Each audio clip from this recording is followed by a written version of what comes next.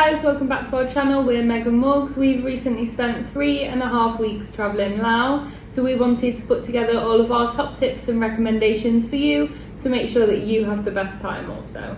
We're going to start off by telling you some things that you might want to know and have sorted before you arrive in the country. We'll start with the visa. So we actually crossed via the land border in the south of the country from Cambodia. This was known as one of the most corrupt border crossings in Southeast Asia, but I mean it wasn't quite as bad as what you might have heard about. No. You had to pay a stamp fee, if you like, to get your passport returned to you on the Laos side, but the visa cost $40, and obviously plus the £2 stamp fee.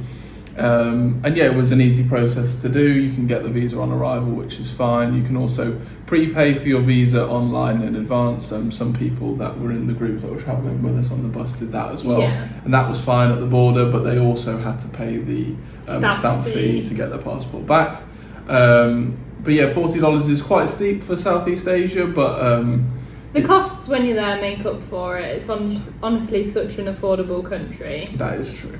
So next up we will briefly talk about seasons, so time of year. We were there during the rainy season, which runs from June to October, and honestly we didn't have the best of luck with that either. You know, we had sort of 10 days of pretty solid rain. We're just unfortunate. We were very unfortunate. I mean, we are very lucky that we did have sort of 3.5 weeks, so we got to see and do most of the things that we really wanted to do, but I guess that it's lucky that we had that time. Yeah, because it's sort of, if you were only there for 2 weeks, for example, you know, if you had 10 days of rain, that might ruin your trip, basically. Yeah, if you're short on time, I'd recommend trying to stick to dry season, just so that you don't.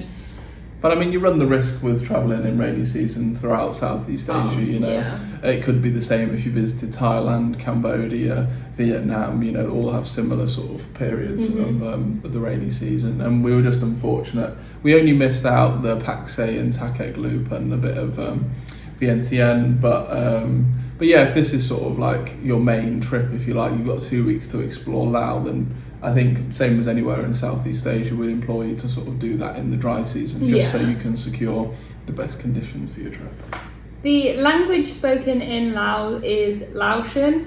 Not as many people we found spoke English in Laos as other countries in Southeast Asia, but again, we didn't expect anybody to, and we just made sure that we had that language downloaded on our phones offline so that we could communicate with everybody.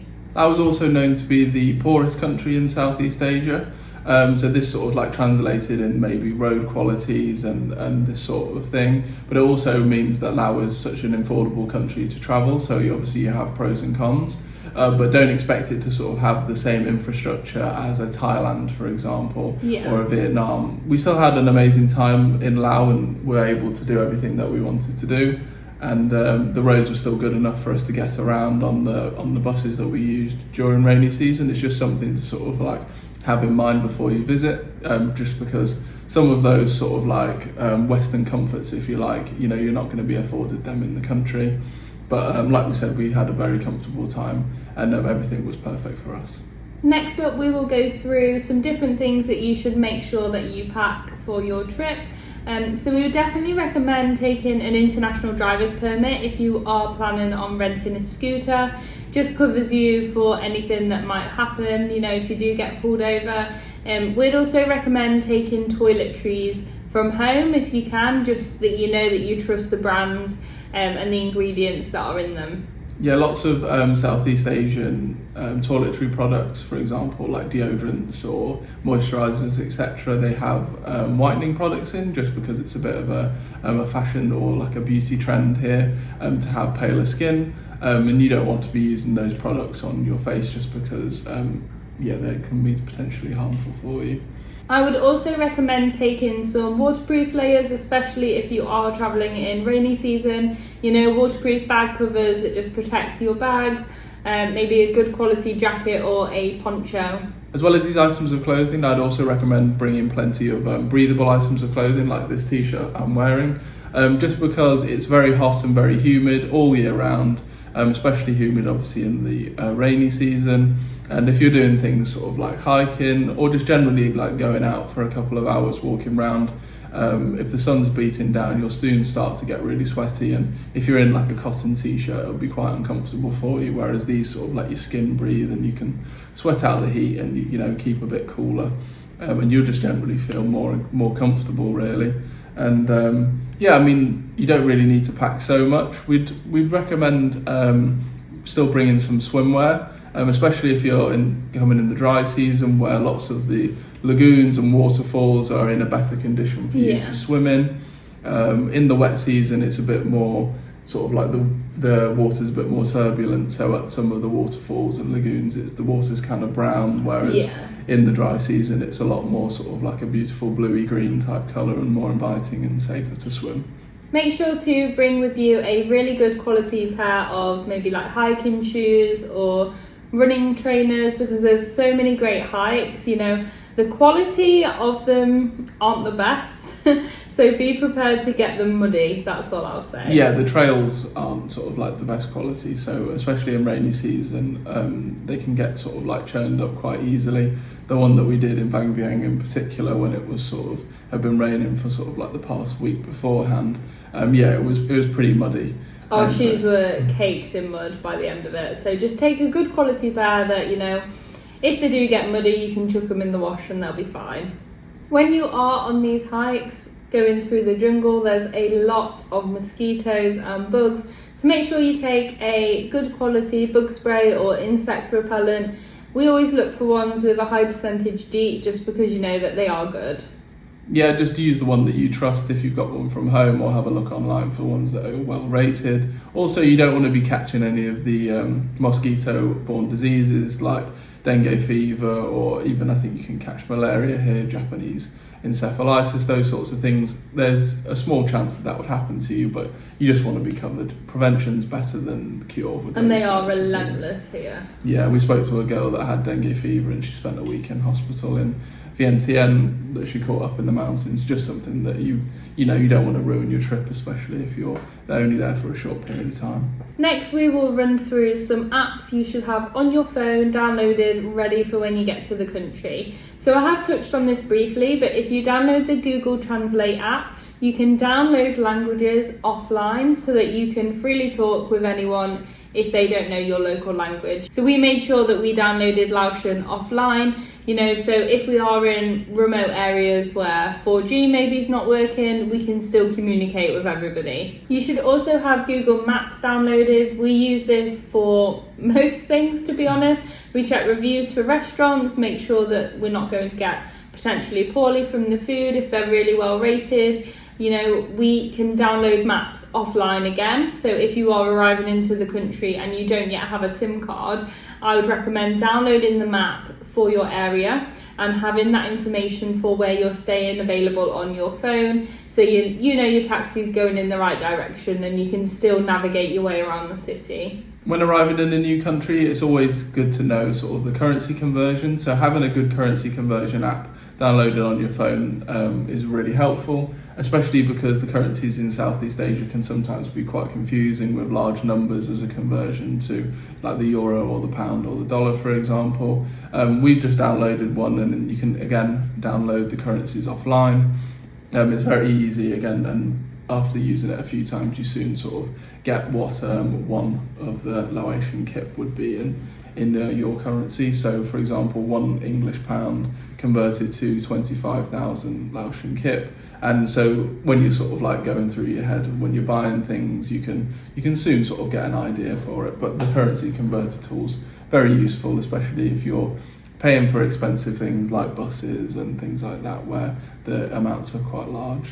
Some accommodation apps that we'd recommend that you download, booking.com, Agoda, and then also Hostel World. We primarily use booking.com just because we find it the best with the filters that they have. By using the filters feature, you can sort of make sure that you have the hotel experience that you want and you don't have a bad time, and also looking at the reviews, so you can also check sort of like if the hotel's got Wi-Fi, maybe you want air conditioning as well, you know, you want it to be well reviewed over maybe 8 out of 10, etc. And you can check all these boxes, and then it will show you the hotels that fit this criteria. We like that because we can just be sure that the hotel that we're going to is really nice.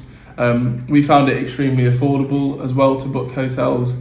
In Laos, we didn't spend much money on them at all. I'll put up on the screen the average that we spent per night. But yeah, it was easy to do on booking.com. Agoda also, if you sort of check between the two, sometimes one's got a cheaper price than the other, or there's some better options on the other one. And then of course there's Hostel World if you're maybe a solo traveller or just prefer staying in hostels and meeting other like-minded backpackers, etc. And that could be a nice environment for you to be in. So when you arrive to the country, you'll go through the process in immigration, and once you're through, we would recommend that you get out some local money. So we found the BFL ATMs to be the best one. We had some issues with other ATMs where we couldn't withdraw currency with our foreign cards. Yeah. But BFL we had no problems with, so that's the one that we opted to use. In certain areas in Laos, they don't necessarily have ATMs, but what you can do is pay a small fee to a local, whether they own a restaurant or a tour company, and they will exchange you cash with a card payment. Yeah, just as if you were sort of like paying for something, you could sort of pay them $200, for example, and they'll give you $200 worth of Laotian kip. Minus a bit of commission. Yeah, maybe it's sort of like 5% or something like that. I mean, it's a small amount if you really need cash and you haven't got enough for the ATM. But again, it's just Laos is a slightly less of a developed country, so if you just make sure to have some cash on you, maybe put some spare dollars in your bag just in case, just because then you can quickly exchange this an exchange house if you need sort of like a bit of extra money to get you from place to place. It's just handy to have a little bit of extra money on you. Once you've got your money out from the ATM, you can then buy a local SIM card. And we used Unitel for our time in the country. This was really handy for us as well because at a lot of the hotels the Wi-Fi wasn't the best. I'm not sure whether this was sort of to do with the stormy weather that we had or whether the Wi-Fi in the country is not quite as good as maybe other places in Southeast Asia. But the 4G was very good when we had it, and it was quite reasonably priced as well. It was $8 for 40 gigabytes of data for the month. And we'd also recommend if you're travelling as a couple or a two, if you're trying to sort of be budget conscious, then you can get one SIM card between the two of you, and then one person can sort of hotspot the other when you haven't got Wi-Fi, and then it's just easy because if you've got 40 gigabytes for your time there, that should be well enough. And you can save a bit of money doing that. Obviously, we entered Laos through the border crossing from Cambodia. We were a bit worried about SIM cards, but some locals just came up to us and offered us them.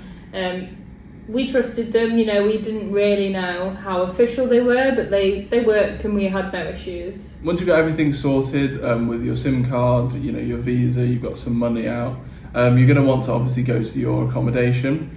Now, this is something that's slightly different in Laos than other countries in Southeast Asia because there isn't actually like a ride-hailing app, so to speak, at all. There was one that we downloaded, I'll put it up on the screen, but when I went to sort of book a driver, they said that there was no drivers available, and I think it's something that maybe just isn't quite there in Laos yet.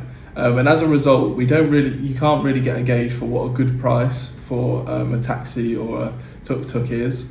And because of this, we felt like quite a few times we were overcharged by drivers for this. There's not really much you can do about it. They also do sort of like vans that sort of take people for a fixed price from like the airport, or maybe you get dropped off at a train station or a bus station into the main town, and then they'll drop you off at your hotel. But yeah, there's not sort of a way for you to find out what a going rate should be for like an Uber or Grab, for example. Just something that we found that was different than other places that we'd visited in Southeast Asia, and therefore made it a little bit more difficult to have your independence and get around, and then sort of it makes it a bit more expensive as well. So talking about taxis, we'll move on to the next section of this video, which is the different methods of transportation that you may use for your time in Laos. So we primarily use minivans to get around between the different places. I think this is generally the main way that people do get around. They were very easy to book. We booked mainly through our hotels or through different tour companies. Weren't too expensive, we didn't find. They were comfy, but honestly the condition of the roads in some areas of Laos isn't the best. As Morgan said, you know, it is one of the poorest, if not the poorest country in Southeast Asia, and therefore the infrastructure is just not there in some places. You know, it's not a big deal, just means that some of your journeys will be bumpy. Moving on from the minivans is that there is actually a rail network through some of the areas of Laos which sort of take out the roads, and sort of this rail network was built between China and Laos, and means that some of the journeys can be cut from sort of like the journey from Vang Vieng to Luang Prabang, for example, which would take maybe 5 hours on the minivan, only takes sort of like an hour on the high-speed rail. Just as sort of like some reference to you, and we'd recommend sort of taking the rail journeys where you can, just because the trains are very comfortable, quick, they're so fast. Yeah, honestly. I think we saw that we were doing 100 miles an hour or 160 kilometres an hour on that train, whereas you probably average about 25 miles an hour on the roads.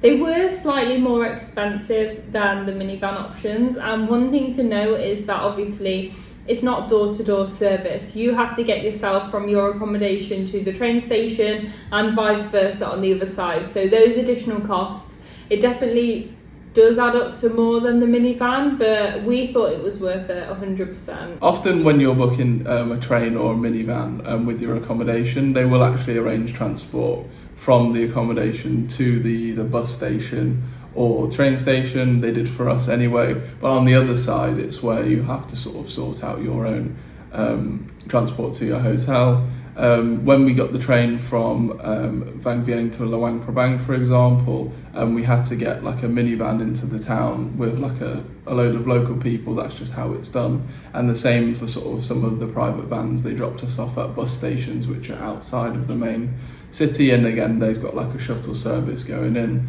That was something that we found that was different to other countries that we'd been to. The main sort of like transport hubs were actually outside of the city centre, compared to sort of other places we'd been to where where you'd get dropped off by the bus in the actual city centre and then have a short journey to your accommodation. It was more like sort of half an hour's outside.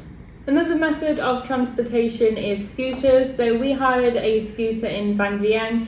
We didn't have any issues. You know, there's some bridges there which are quite questionable, and there's very bumpy roads. I think particularly in rainy season they do get worse. So my top tip to you, if you aren't a confident driver, I wouldn't recommend hiring a bike. You know, we didn't have any issues, it was absolutely fine, but we have driven them for a few months now. So yeah, just err on the side of caution, because the road quality isn't the best, and the last thing that you want to do is hurt yourself or, you know, have to pay out if you are damaging the bike. For the scooter rentals, it was generally very reasonable as well. Petrol was quite cheap, and I think the rentals were around 100,000 kip, so that would equate to about £4 or $5 per day. So it's similar sort of rates that you would find across Southeast Asia, and yeah, it's nice. It's a nice way to sort of get around, especially if you like to have your freedom. You know, you don't like being on a tour, you like to kind of wing it and do it yourself. You know, get a scooter, just go out driving for the day, and it won't cost you too much to do so. With transportation, while we're in Laos, we didn't spend very much. It was, again, very affordable to travel around the country. I'll put up on the screen the amount that we spent as like a daily average, and then obviously from the full 3.5 weeks that we spent there, the total amount. But yeah, it was very affordable to travel around and easy to do so. So next up we will talk about accommodation. Obviously we have touched briefly on this when we said that we primarily book through booking.com. There's also Agoda and Hostel World. Now we stayed in private rooms with en-suites. It was very affordable, so we just felt that that option was best for us. Yeah, we've done the same through Southeast Asia as well, and not had any any issues doing so, even with the costs. It's not been too expensive to do so. Laos was definitely the cheapest place for accommodation that we've been to so far. You can sometimes get a private room for 2 people for maybe like £7 or £8 a night, with air conditioning, a private bathroom, good Wi-Fi, etc. Sometimes breakfast included.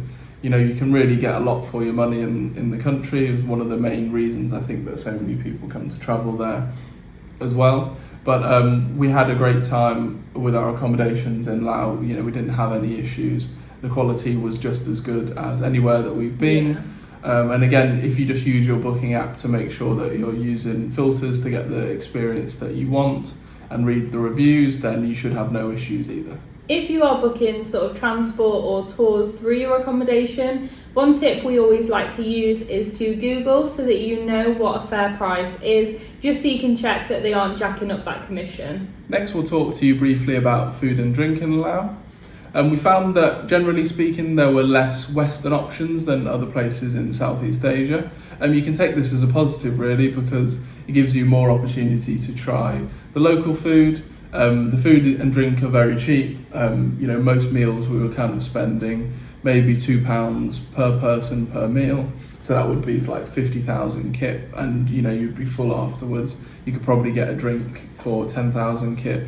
It really was extremely affordable, and there were some great food options as well. I'd say the food was pretty basic, but it was very tasty. There's more Western options available in more touristy places, so Vang Vieng, Luang Prabang, you'll be fine. But in the more remote places, maybe like Takek, Donde, there's less options. Next up, we are going to talk about our itinerary, everywhere that we went to, and if there's anywhere that we missed out that you should consider adding to your trip. I think 3 weeks would probably be perfect to visit Laos. You could probably do it in 2 as well, just depending on what you want to do in the country. But we started, like we said to you before, by crossing the border from Cambodia in the south and visiting Donde to start. So Donde, and there's a number of sort of like small islands. I think there's 4,000 of them. Of course, the 4,000 islands are located in the Mekong River. And you can get sort of like a short boat there after you've crossed the border. So again, you can kind of do Donde maybe at the start or end of your trip. Yeah. And it's good for like a way to link yourself into Cambodia, because you can get to or from sort of Siem Reap very easily. I think it took sort of like it was like a 10-hour day basically for the border crossing. Donde is beautiful. It's such a relaxing place. We rented bicycles and visited some of the nearby islands which have waterfalls. It's just a great place to sort of walk around, maybe take a few days to relax. Lots of sort of small bungalows by the river with hammocks, things like that. It's really nice there. Yeah, and you can still find guest houses and hotels with Wi-Fi, air conditioning. There's some great food available on the island as well. We had an amazing Indian meal. There's an amazing Indian restaurant on Donde, I'll put the name of it on the screen for you now, but it was really nice to have some sort of traditional Indian food after it being so long since we'd had some. But yeah, we'd recommend visiting Donde. It was such a lovely place. If you are there in dry season, there's a beach, I believe. It might also be better to do some kayaking, boat trips. The current was really high and strong for us, and we didn't want to die, so we just took a step back from that one. But yeah, so much to do. But if you are visiting in the wet season, the waterfalls that you'll see are a lot more impressive. Yeah. So, there are positives to visiting in the wet season as well.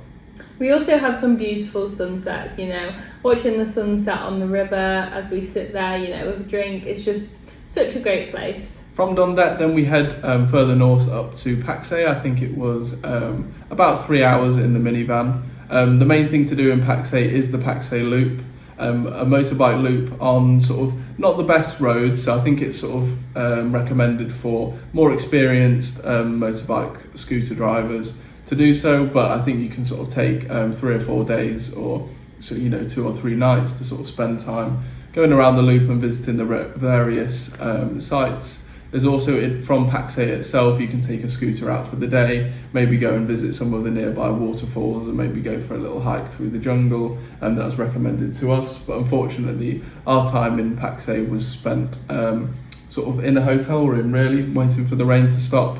And unfortunately it didn't, and we couldn't do the Paxil Loop. So then we headed further north, hoping for some weather to improve, and we headed up to Takek. So the main thing to do in Takek, again, is a motorbike loop. Usually it takes 3 or 4 days, depending on how quickly you want to do it. The roads here are better quality, but one thing to note is that the first couple of hours, I believe, are on a really busy motorway with lots of big trucks and vehicles, so just watch out for that if you want the most confident driver. But the rest of the road quality is great from what we've heard. There's so many amazing caves, lagoons and stops on this loop, and we were absolutely gutted to miss it out. Yeah, it was one of the things that we were most looking forward to when we planned this trip to Laos. I'd also look into, if you're visiting in the rainy season, some of the caves are closed, sort of just due to the water levels. I'll put a little map up of the loop as well that was given to us by one of the nearby hostel owners. He was sort of talking about what to do for the loop. But again, unfortunately, that was rained off for us just due to the bad weather.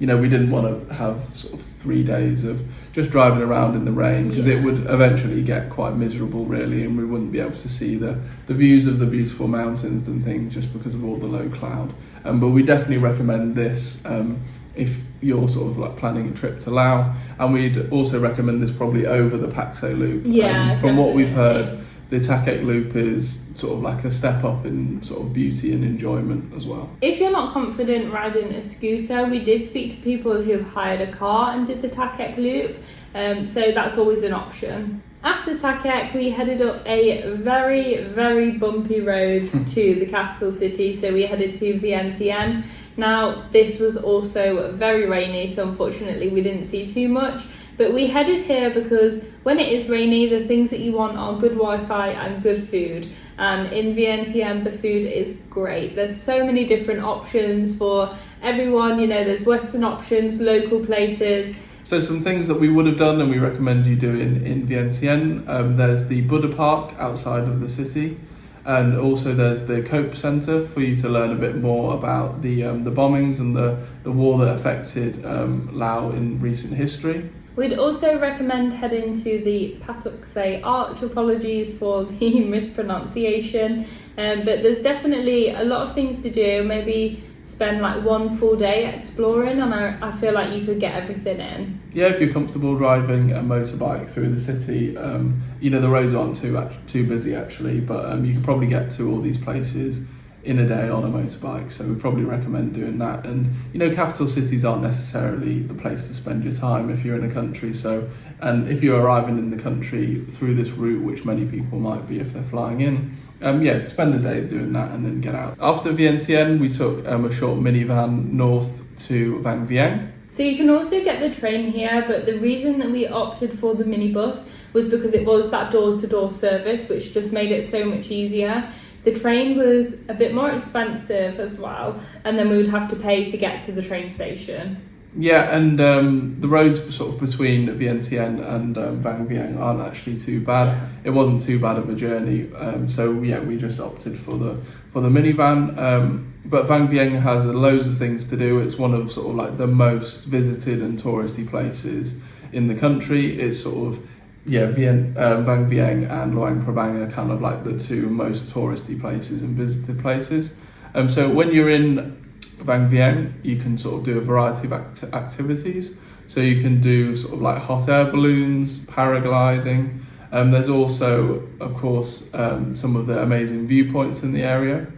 I think we did the Nangsi? Nangsi. Yeah, that was quite a challenging hike, like we spoke about before, and during rainy season the paths really do get pretty boggy. It's quite slippery, hard to pull yourself up. Just don't underestimate them, you know, go prepared, be prepared to get muddy, take lots of water and bug spray and you'll be fine. Don't go if it's raining as well, because they close the path just for safety reasons basically. And if you're sort of like doing that in the morning perhaps before it gets too hot, There's also a number of lagoons that you can visit. They're on Google Maps. You can search them as sort of lagoons 1 through to I think 7. We've heard that Blue Lagoon 3 is the best one. But yeah, it's a great place, you know, to cool off after your hike, go for a swim. I feel like it would be a great place to spend the day. Yeah, just rent a motorbike if you're comfortable on the roads and just sort of like head out, drive through the beautiful countryside. You know, once you're out of the main town, it's very small and you're straight into the Laotian countryside and you can enjoy the views of the mountains, and yeah, it's really beautiful out there. We also have to give an honourable mention to the thing that put Vang Vieng on the map, so tipsy tubing. This is where loads of backpackers grab a tube, go down the river and stop off at different bars along the way. Now, when we were in Vang Vieng, the current was so strong because it had been 10 days of raining. So we didn't want to put ourselves in any risk at all. You know, health and safety laws, non-existent really in Laos. So tipsy tubing was open, but just do the sensible thing, you know. Depends on how much risk you're willing to take. There's also lots of different kayaking options, boat trips, you know, there's so many different options in Vang Vieng. It's a great place to spend maybe like 3-4 days, slightly longer than you usually would, because there's just so much to do, and I think it is one of the cheapest places in the world to do a hot air balloon. Yeah, you can just sort of walk into one of the many tour offices and you can just speak to them about all the things that you want to do. They could also probably make you a custom itinerary for the time that you're there if you want someone to sort it for you. Or like we said before, you know, you can rent a bike and just head out to the different places and sort of like pick your own itinerary and do it yourself, really. There's so much to do. So after Vang Vieng, as we said, we got the train to Luang Prabang. This is also a very touristy stop, but there's so much to do. There's a great night market where you can get lots of different food and drink for super cheap. You know, any souvenir that you want is a great place to pick these up as well. Nangsi Falls is one of the most popular tourist attractions in Luang Prabang. Now, unfortunately, when we went, it was brown instead of blue, but I think it was still really beautiful and worth going to, just in a different way. Yeah, it's extremely impressive if you see the waters, sort of like the waterfall at full flow in the wet season. You know, it's definitely a different experience than, you know, people that in the dry season would sort of jump into the crystal blue waters and sort of like have a paddle around. I think you probably would have died if you did it when we were there. You know, it was crazy, the spray, you know, you can feel the spray when you're sort of like 50 metres away. But yeah, it was equally good to go in the wet season, and there's a little waterfall nearby as well, nearby to the ticket office. I'll put the name up on the screen, and you can go there for some lunch as well. We saw some local people doing so. It was also really cute as we were going up to Nangsi Falls. You walked past a bear sanctuary. Yeah, you know, they do amazing work. You can buy a t-shirt to help.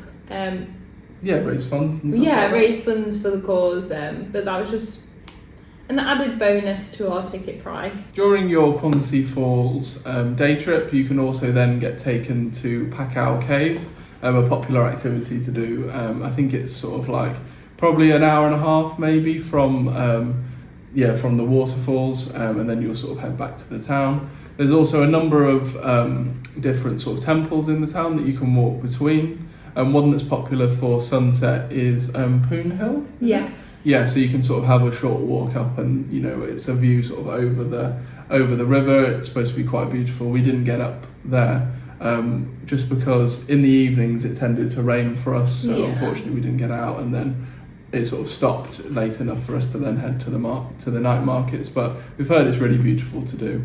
If you do have clear evenings, we really wanted to do a sunset boat ride as well. You know, riding along the river, and it did look really fun and beautiful, but unfortunately, as Morgan said, it was just very cloudy in our evenings. Another thing that Luang Prabang is famous for is the alms giving ceremony, where locals get up early every morning. I believe it's around 5 a.m, 5:30 a.m, and they give the monks food in exchange for blessings. So this is a famous tradition, and I think it's become really popular with tourists to go. We decided not to, just because, you know, it's a very meaningful exchange. For these people, and it's sort of like you know, we're not Buddhists ourselves. You know, people sometimes are a bit too sort of involved in it, if you like. We've seen videos of people sort of holding, you know, cameras with, you know, the flash on in the monk's face and things like that, like taking flash pictures of them, and they're just trying to go about they're not their a day, tourist you know. attraction. Yeah, so, and you know, I think as a tourist you can respectfully sort of stand and view it maybe from the other side of the road, maybe take pictures from afar if you want to do that, but we just decided not to do it. One, because we wanted to make sure that we were being completely respectful, and another thing because we don't like getting up before 6 o'clock in the morning. Just wanted to give a really quick shout out as well to the bowling alley in Luang Prabang. We had a great evening here with some friends that we met, Chloe and Ryan. So we went bowling, and then we also did some archery for super cheap. But I think it's one of the only places in Luang Prabang that sells alcohol late. So that's sort of where the backpacker scene goes as it does get later. The final destination on our trip was Nong Kior. We were really excited and hopeful for some good weather, just because we'd seen that the viewpoint just outside of the town was absolutely beautiful, probably, you know, some of the best views in the whole of Southeast Asia, and we were really excited to get there and hopefully have the chance to do the hike. We were fortunate enough to be able to do it on the day that we arrived. I think the journey from Luang Prabang took about 4 hours, was it? I think 4 hours in a minivan, and the roads weren't too bad either. No, but when we arrived there was blue skies, you know, very minimal clouds, something that we hadn't really seen in the past sort of like maybe 2 weeks before that. So, you know, we thought this is our chance. You know, we headed up and we had some amazing views up at the top there, and on our way down it started chucking it down, of course. And we did the Sleeping Lady viewpoint, but there is a number of them around the village, town of Nong Kior. So if you're not sure which one to do, have a look at them on Google Maps. I think we had to pay 20,000 kip each to go up, so it was super cheap. We were the only ones there. You know, Nong Kior, it's not the biggest place, it's very remote, you're very immersed in nature, which we absolutely loved. And for us, it was probably our favourite place that we actually went to. Yeah, I would say so. It had such a sort of like a laid back but traditional vibe. You know, there wasn't very many options for Western food. There's one pasta and pizza place which was closed when we were there. But we had, you know, great food just eating at a local place near where we stayed. You know, there was only like, I think there's one hostel, like a few guest houses. I'd recommend the Meeksong guest house where we stayed. It was really good, and again, you know, you had a really nice room with air conditioning, Wi-Fi. You know, it was perfect, and we're in one of the more remote regions of Laos. So yeah, you know, it's a great place to visit.